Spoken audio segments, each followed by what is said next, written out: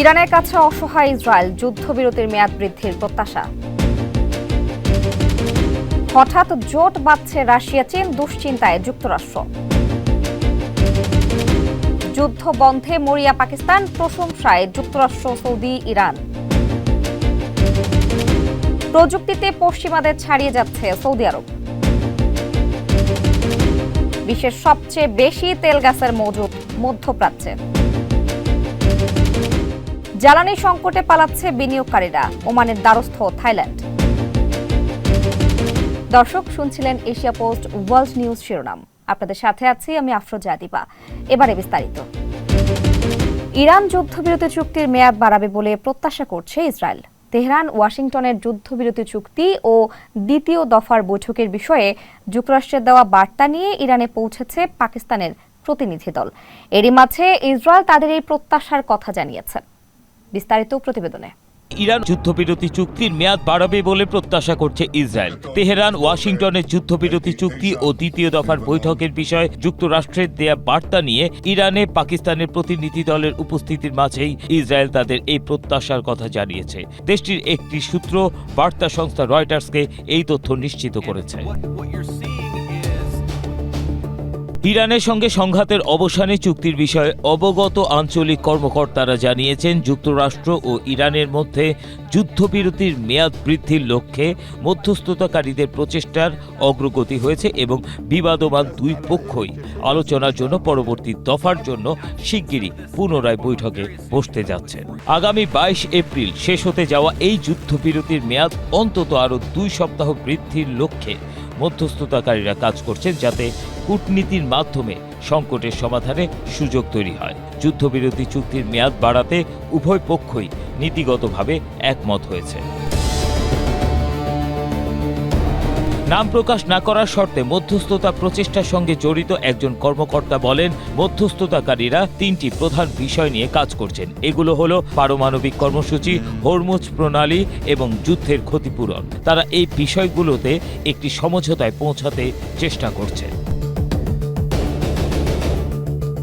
এদিকে ইরান ও যুক্তরাষ্ট্রের মধ্যে পুনরায় আলোচনা শুরুর জন্য উচ্চ পর্যায়ের বৈঠকে অংশ নিতে তেহরানে পৌঁছেছেন পাকিস্তানের সেনাপ্রধান ফিল্ড মার্শাল অসীম মুনির। একটি প্রতিনিধি দল নিয়ে তিনি তেহরানে পৌঁছেছেন। ইরানের রাষ্ট্রায়ত্ত বার্তা সংস্থা IRIB জানিয়েছে, আগামী কয়েকদিনের মধ্যেই পাকিস্তানের রাজধানী ইসলামাবাদে ইরান ও যুক্তরাষ্ট্রের মধ্যে দ্বিতীয় দফার আলোচনা অনুষ্ঠিত হতে পারে। Desk report, Asia post. মধ্যপ্রাচ্যের চলমান উত্তেজনার মধ্যেই জোট বাঁধার সিদ্ধান্ত নিয়েছে বিশ্বের অন্যতম 2 পরাশক্তি রাশিয়া ও চীন। এজন্য তারা আন্তর্জাতিক পরিস্থিতি স্থিতিশীল করতে একযোগে কাজ করা এবং বৈশ্বিক পরিস্থিতি স্বাভাবিক রাখতে যৌথভাবে তাদের সক্ষমতা ও সম্পদ ব্যবহারের সিদ্ধান্ত নিয়েছে। এক্ষেত্রে পশ্চিমাদের কোনো চাপ কিংবা প্রতিবন্ধকতা বেইজিং ও মস্কোর কৌশলগত মৈত্রী ভাঙতে পারবে না বলে হুঁশিয়ারি দিয়েছে রাশিয়া। বিস্তারিত প্রতিবেদনে। মধ্যপ্রাচ্যের চলমান উত্তেজনার মধ্যেই জোট বাঁধার সিদ্ধান্ত নিয়েছে বিশ্বের অন্যতম 2 পরাশক্তি রাশিয়া ও চীন। এজন্য তারা আন্তর্জাতিক পরিস্থিতি স্থিতিশীল করতে একযোগে কাজ করছে এবং বৈশ্বিক পরিস্থিতি স্বাভাবিক রাখতে যৌথভাবে তাদের সক্ষমতা ও সম্পদ ব্যবহারের সিদ্ধান্ত নিয়েছে। রুশ পররাষ্ট্র মন্ত্রণালয়ের মুখপাত্র মারিয়া জাখারোভা এ তথ্য নিশ্চিত করেছেন। তিনি বলেন, রাশিয়া ও চীন আন্তর্জাতিক অঙ্গনে একটি স্থিতিশীল শক্তি। এই 2 দেশ 2টি ভিন্ন সভ্যতা, 2টি পারমাণবিক শক্তিধর দেশ এবং জাতিসংঘ নিরাপত্তা পরিষদের স্থায়ী সদস্য। ভৌগোলিক বিস্তৃতি, জনসংখ্যা, সম্পদ এবং ভূ রাজনৈতিক অবস্থানের দিক থেকেও বিশাল। মস্কো ও বেইজিং পৃথিবীকে বিপদমুক্ত করতে কার্যকরভাবে তাদের এসব সম্ভাবনা ও সম্পদ একত্রিত করছে। জাকারোভা আরও বলেন, মস্কো ও বেইজিং এর লক্ষ্য কোনো অঞ্চল নিজেদের মধ্যে ভাগ করে নেওয়া নয়, বরং আন্তর্জাতিক পরিস্থিতিকে স্থিতিশীল করা। কোন সভ্যতা কোন অঞ্চল নিয়ন্ত্রণ করবে এ নিয়ে বিতর্ক নয়, বরং 2 দেশ আন্তর্জাতিক সম্পর্কের স্থিতিশীল শক্তি হিসেবে কাজ করবে। এদিকে ইরান যুদ্ধের কারণে চীনে যে জ্বালানি সংকট তৈরি হয়েছে তা পূরণ করার প্রতিশ্রুতি দিয়েছেন রুশ পররাষ্ট্রমন্ত্রী সের্গেই লাভরভ। চীনের প্রেসিডেন্ট শি জিনপিং এর সঙ্গে বেইজিংয়ে এক গুরুত্বপূর্ণ বৈঠকের পর সাংবাদিকদের সঙ্গে আলাপকালে তিনি এই প্রতিশ্রুতি দেন। রুশ পররাষ্ট্রমন্ত্রী বলেন, রাশিয়া নিঃসন্দেহে চীনের জ্বালানি ও সম্পদের ঘাটতি পূরণ করতে সক্ষম এবং যারা রাশিয়ার সঙ্গে ন্যায্য ও পারস্পরিক লাভজনক উপায়ে কাজ করতে আগ্রহী তাদের সবার জন্যই মস্কোর সহযোগিতার দ্বার উন্মুক্ত।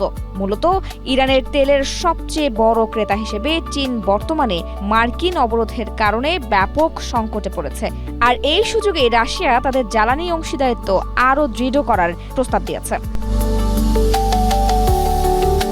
সের্গেই লাভরভ বলেন, বর্তমান বৈশ্বিক পরিস্থিতিতে সব ধরনের প্রতিকূলতার মধ্যেও রাশিয়া এবং চীনের সম্পর্ক অটল রয়েছে।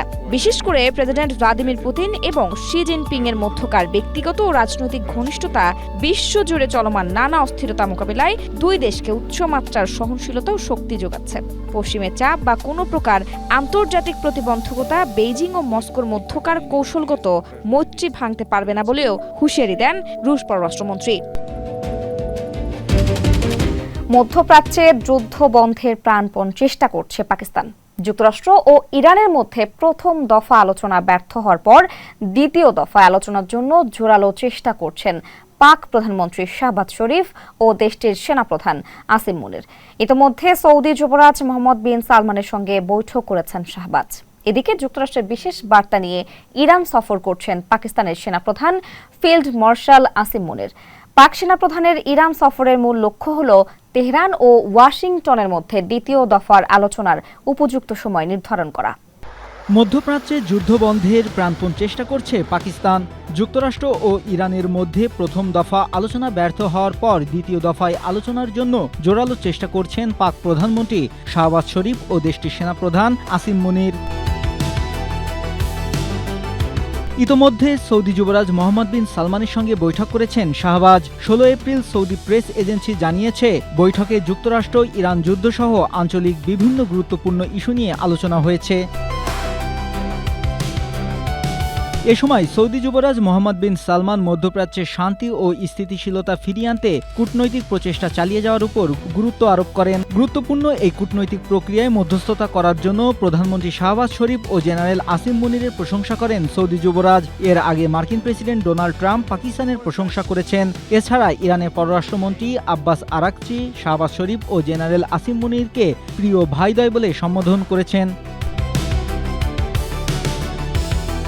এদিকে যুক্তরাষ্ট্রের বিশেষ বার্তা নিয়ে বর্তমানে ইরান সফর করছেন পাকিস্তানের সেনাপ্রধান ফিল্ড মার্শাল আসিম মুনির। ইরান যুক্তরাষ্ট্রে দ্বিতীয় দফার আলোচনার সময় নির্ধারণে তিনি সেখানে উচ্চপদস্থ কর্মকর্তাদের একটি প্রতিনিধি দলের নেতৃত্ব দিচ্ছেন। আল জাজিরার প্রতিবেদন অনুযায়ী পাকিস্তানের সেনাপ্রধানের ইরান সফরের মূল লক্ষ্য হল তেহরান ও ওয়াশিংটনের মধ্যে দ্বিতীয় দফার আলোচনার উপযুক্ত সময় নির্ধারণ করা, এছাড়া চলমান যুদ্ধবিরতির সঙ্গে সংশ্লিষ্ট বিষয়গুলো নিয়ে আলোচনা করা। তবে ইরানের পক্ষ থেকে জানানো হয়েছে, লেবাননে যুদ্ধবিরতি কার্যকর না হওয়া পর্যন্ত তারা পুনরায় আলোচনা শুরু করতে আগ্রহী না। এছাড়া দ্বিতীয় দফার আলোচনায় অংশ নেওয়ার জন্য ইরানের জব্দ করা সম্পদ অবমুক্ত করাকেও তুলে ধরেছে তেহরান। দেশটির সংবাদ সংস্থা IRIB জানিয়েছে, ইরান ও যুক্তরাষ্ট্রের মধ্যে দ্বিতীয় দফার আলোচনা আগামী কয়েকদিনের মধ্যে পাকিস্তানের রাজধানী ইসলামাবাদে অনুষ্ঠিত হতে পারে। Desk report, Asia post. প্রযুক্তিতে ব্যাপক উন্নতি করেছে সৌদি। দেশটি ভবিষ্যতে এতটাই প্রযুক্তি নির্ভর হতে যাচ্ছে যে পশ্চিমা বিভিন্ন দেশ, জাপান এবং কোরিয়ার মতো দেশগুলোকেও ছাড়িয়ে যেতে পারে। আন্তর্জাতিক টেলিকমিউনিকেশন ইউনিয়ন বা ITU ডিজিটাল রেডিনেস ফ্রেমওয়ার্কের এক সূচকে এই বিষয়কর তথ্য উঠে এসেছে। বিস্তারিত মহসিন কবিরের প্রতিবেদনে। প্রযুক্তিতে পশ্চিমা বিভিন্ন দেশ এবং জাপান ও কোরিয়ার মতো দেশগুলোর তুলনায় হয়তো এখনও কিছুটা পিছিয়ে মরুভূমির দেশ সৌদি আরব। তবে দেশটির ভবিষ্যৎ এতটাই প্রযুক্তি নির্ভর হতে যাচ্ছে যে সেই প্রস্তুতিতে সবাইকে ছাড়িয়ে বিশ্বের শীর্ষস্থানে উঠে এসেছে। আন্তর্জাতিক টেলিকমিউনিকেশন ইউনিয়ন ITUর ডিজিটাল রেডিনেস ফ্রেমওয়ার্ক 2025 এর সূচকে প্রযুক্তিতে সৌদি আরবের এমন বিস্ময়কর উত্থানের তথ্য উঠে এসেছে। ITUর প্রতিবেদন অনুযায়ী ডিজিটাল প্রস্তুতিতে ফিনল্যান্ড, জার্মানি, যুক্তরাজ্য, নরওয়ে এবং ফ্রান্সের মতো বিশ্বের প্রযুক্তি নির্ভর শক্তিশালী দেশগুলোকে টপকে 1 নম্বরে উঠে এসেছে সৌদি আরব। 100 পয়েন্টের মধ্যে সর্বোচ্চ 94 পয়েন্ট পেয়ে ভেরি হাই ক্যাটাগরিতে এই অবস্থান সুসংহত করে দেশটি। এছাড়া ফিনল্যান্ড ও জার্মানি 93 পয়েন্ট নিয়ে যৌথভাবে দ্বিতীয়, 92 পয়েন্ট পেয়ে যুক্তরাজ্য তৃতীয় এবং নরওয়ে 91 ও ফ্রান্স 90 পয়েন্ট অর্জন করেছে। গত বছর সৌদি আরব 90 পয়েন্ট পেয়ে চতুর্থ হয়েছিল। সৌদি প্রেস এজেন্সির সূত্রে এমন সংবাদ প্রকাশ করেছে দেশটির বিভিন্ন গণমাধ্যম। এই অর্জনের মধ্য দিয়ে সৌদি আরবের অ্যাডভান্স ডিজিটাল ইকোসিস্টেম প্রতিষ্ঠার লক্ষ্য কত দ্রুত এগিয়ে যাচ্ছে তারই প্রতিফলন ঘটেছে বলে জানিয়েছে দেশটির সংবাদ মাধ্যমগুলো। একই সাথে এর মধ্য দিয়ে সরকারের শক্তিশালী নীতিমালা ও প্রাতিষ্ঠানিক সক্ষমতাও ফুটে উঠেছে।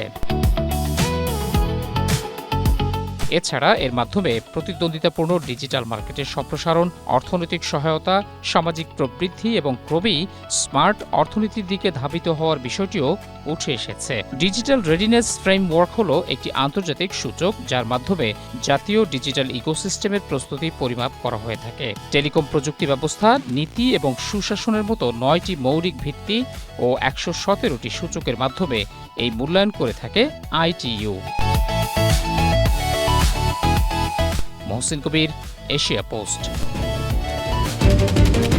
মধ্যপ্রাচ্যে থাকা উপসাগরীয় দেশগুলো একসময় ছিল খাখা মরুভূমি, আর তাদের প্রধান কর্মসংস্থান ছিল পশুপালন ও কৃষিকাজ।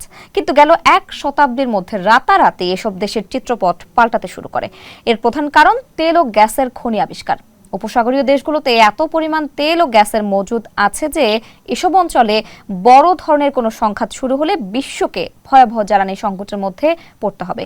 প্রশ্ন হলো, সারা বিশ্বের মধ্যে মধ্যপ্রাচ্যে কেন তেল গ্যাসের মজুদ বেশি? বিস্তারিত জাহিদুল ইসলামের প্রতিবেদনে।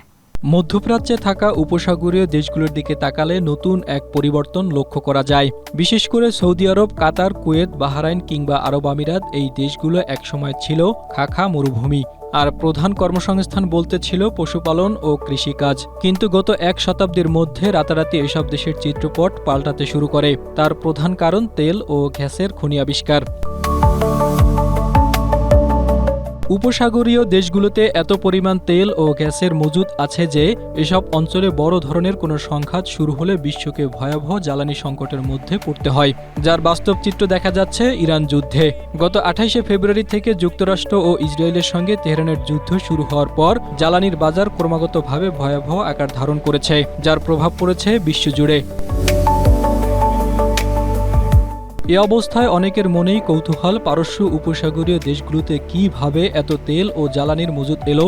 ইতিহাস বলছে লক্ষ লক্ষ বছর ধরে চলা ভূতাত্ত্বিক প্রক্রিয়া এই অঞ্চলটিকে বৈশ্বিক জ্বালানি কেন্দ্রে পরিণত করেছে। বলা হচ্ছে পারস্য উপসাগরীয় অঞ্চলে 30টিরও বেশি তেল সমৃদ্ধ এলাকা রয়েছে। এই এলাকার প্রত্যেকটিতে অন্তত 5 মিলিয়ন বা 500 কোটি ব্যারেল ক্রুড বা অপরিশোধিত তেল রয়েছে। এছাড়া এই অঞ্চলের তেলকূপগুলোতে প্রতিদিন যে পরিমাণ তেল উৎপাদিত হয় সেটি উত্তর সাগর বা রাশিয়ার সেরা তেলকূপগুলো উৎপাদনের তুলনায় 2 থেকে 5 গুণ বেশি। আধুনিক ভূতাত্ত্বিক বিজ্ঞান শিলা বা পাথরের মধ্যে এমন কিছু উপাদান চিহ্নিত করেছে যেটি এই অঞ্চলকে তেল সমৃদ্ধ করেছে। এর মধ্যে এই অঞ্চলের দেশগুলোর হাইড্রোকার্বন উৎপাদন এবং সেটি জমা রাখার সক্ষমতা অন্যতম। এই বিশাল সম্পদ এবং সহজ উৎপাদন পদ্ধতির কারণেই কার্যত এই অঞ্চলটি সবার চেয়ে অনেক এগিয়ে রয়েছে। ইতিহাসের ব্যাখ্যা অনুযায়ী শেষ বরফ যুগের শেষে, অর্থাৎ আজ থেকে প্রায় 14,000 বছর থেকে 6,000 বছর আগে বন্যার ফলে যখন পারস্য উপসাগর গঠিত হয় তখন হাইড্রোকার্বনের উপস্থিতি সম্পর্কে জানতে পারে মানুষ। এরপর 1908 সালে পশ্চিম ইরানের একটি সুপরিচিত প্রাকৃতিক তেলের উৎস থেকে আধুনিক যুগের প্রথম তেলের সন্ধান পাওয়া যায়। পরবর্তীতে 1950 এবং 1960-এর দশকে যখন তেল ও গ্যাসের অনুসন্ধান ব্যাপকভাবে বৃদ্ধি পায় তখন এটি স্পষ্ট হয়ে যায় যে বিশ্বের আর কোনো অঞ্চলেই এত বিশাল প্রাকৃতিক সম্পদের মজুদ নেই। সংক্ষেপে বলতে গেলে পারস্য উপসাগরীয় দেশগুলোর ভূতাত্ত্বিক কাঠামো এমনভাবে গঠিত হয়েছে যে পৃথিবী বা মহাসাগরের আর কোথাও এই স্কেলে ভূতাত্ত্বিক কাঠামো দেখা যায় না। এ কারণেই পারস্য উপসাগরীয় অঞ্চলের পেট্রোলিয়াম ভূতত্ত্বকে অনন্য ও অতুলনীয় করে তুলেছে। বিবিসি বাংলায় প্রকাশিত এক প্রতিবেদনে এ তথ্য উঠে এসেছে।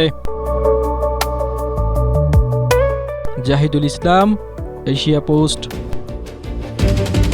তীব্র জ্বালানি সংকটের কারণে থাইল্যান্ড ছেড়ে যাচ্ছেন একের পর এক বিদেশি বিনিয়োগকারীরা।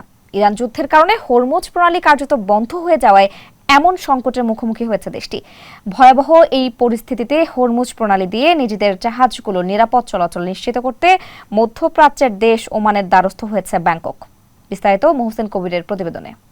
তীব্র জ্বালানি সংকটের কারণে একের পর এক বিদেশি বিনিয়োগকারী থাইল্যান্ড ছেড়ে যাচ্ছেন। ইরান যুদ্ধের কারণে হরমুজ প্রণালী কার্যত বন্ধ হয়ে যাওয়ায় এমন সংকটের মুখোমুখি দক্ষিণ পূর্ব এশিয়ার দ্বিতীয় বৃহৎ অর্থনীতির দেশটি। এমন পরিস্থিতিতে হরমুজ প্রণালী দিয়ে নিজেদের জাহাজগুলোর নিরাপদ চলাচল নিশ্চিত করতে মধ্যপ্রাচ্যের দেশ ওমানের দ্বারস্থ হয়েছে ব্যাংকক। ওমানের মাধ্যমে ইরানকে রাজি করাতে থাইল্যান্ডের পররাষ্ট্রমন্ত্রী সিহাসাক ফোয়াংকেটকেও বর্তমানে ওমান সফর করছেন। দীর্ঘ রাজনৈতিক অস্থিতিশীলতা কাটিয়ে চলতি বছর নতুন সরকারের ক্ষমতা গ্রহণের মধ্য দিয়ে থাইল্যান্ডে স্থিতিশীলতা ফিরে আসে। এর ফলে দেশটির অর্থনীতিও ঘুরে দাঁড়াতে শুরু করে। এ সময় বিদেশি বিনিয়োগকারীরা সেখানে হুমড়ি খেয়ে পড়েন। LSEG ডেটা অ্যান্ড অ্যানালিটিক্সের পরিসংখ্যান বলছে, কেবলমাত্র ফেব্রুয়ারি মাসেই থাইল্যান্ডে বিদেশি বিনিয়োগ এসেছে $2.25 বিলিয়ন কাছাকাছি। কিন্তু এক মাস না পেরোতেই ইরান যুদ্ধের কারণে আবারও ফিরে যেতে শুরু করেছেন বিনিয়োগকারীরা। মার্চে দেশটির শেয়ার মার্কেট থেকে তারা $823 মিলিয়ন এবং বন্ড মার্কেট থেকে $705 মিলিয়ন তুলে নেন, যা 2024 সালের পর সর্বোচ্চ। দেশটির গবেষণা প্রতিষ্ঠান কুংশ্রী রিসার্চ এর তথ্য অনুযায়ী মধ্যপ্রাচ্য থেকে প্রায় অর্ধেক জ্বালানি আমদানি করে থাকে থাইল্যান্ড। কিন্তু যুদ্ধের কারণে জ্বালানির দাম বেড়ে যাওয়ায় দেশটির কৃষিখাত এবং খাদ্য ও নিত্যপণ্যের উপর এর বিরূপ প্রভাব পড়েছে। এমনিতেই যুদ্ধের আগে থেকেই ব্যাংককের অর্থনীতি ছিল কিছুটা ভঙ্গুর। যুদ্ধের কারণে জ্বালানি সংকট তীব্র হওয়ায় দেশটির অর্থনীতিতে আবারও কালো ছায়া নেমে এসেছে। এমন বাস্তবতায় সংকট কাটিয়ে উঠতে ওমানের প্রতিরক্ষা বিষয়ক উপপ্রধানমন্ত্রী শিহাব বিন তারিক আল সাইদ, ওমানের নৌবাহিনী প্রধান, দেশটির পররাষ্ট্রমন্ত্রী এবং জ্বালানি ও খনিজ সম্পদ মন্ত্রীর সঙ্গে বৈঠক করবেন থাই পররাষ্ট্রমন্ত্রী। মোহসেন কবির, এশিয়া পোস্ট।